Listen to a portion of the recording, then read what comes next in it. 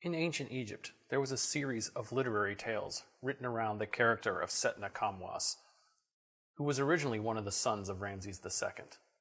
One of the most famous episodes in these tales is what is often called First Setna, or the Tale of Setna and the Mummies.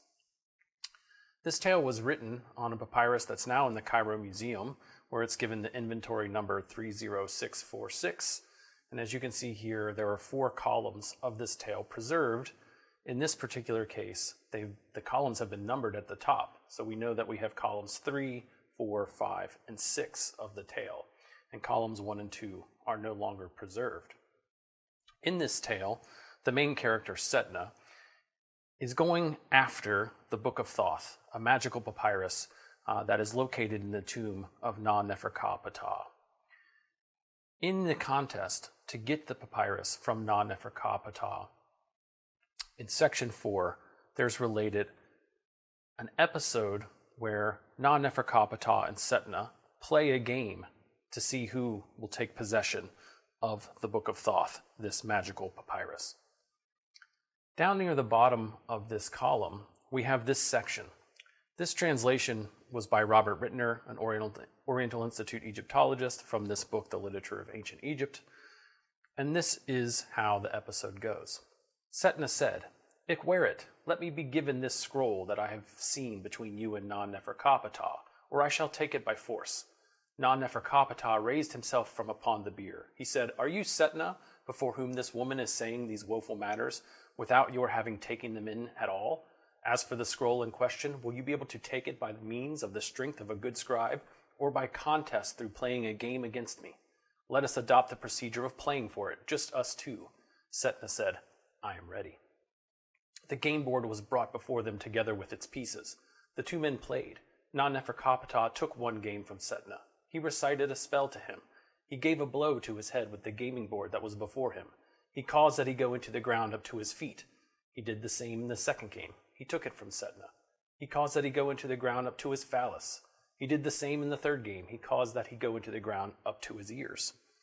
So in this set of games, Na-Nefer-Ka-Ptah keeps winning, and with each victory, Setna is driven into the ground with the game board. Now there's very interesting references in the text here where we saw this first line, the game board was brought before them together with its pieces. Its pieces is actually a word that literally translates as dogs. You can see here the demotic writing of the word here. Na-U-S-U-U, it's dogs. And showing you a hieroglyphic spelling might make this more apparent. You can see the dog determinative at the end of the word. And so this reference to pieces in the translation is actually a reference to dog-shaped pieces. So for example, something like the Hounds and Jackals game, this one in the Metropolitan Museum of Art Museum. And you can see here that there's different pieces with jackals and hounds for heads. Now the other reference in the tale to the game box, as you can see here in the demotic, it's called the container for game playing. That might make you think of other games like the game of 20 squares, this example from the Oriental Institute. But what has been argued, and it was noted in my colleague's most recent book about the Tale of Setna, that Peter Piccioni had written an article about this gaming episode where he argues that the game that's being played between Setna and Na-Nefer-Ka-Ptah is actually the game of Senet, which doesn't have 20 squares, but actually 30 squares. And you can see on this fantastic example from the Metropolitan Museum of Art that on one side of this game box, it's set up to play Senet, and the other side is set up to play the game of 20 squares. Now, Peter Piccioni in this article argued that the game of Senet is the most appropriate game that would be played for Setna, who was, in theory,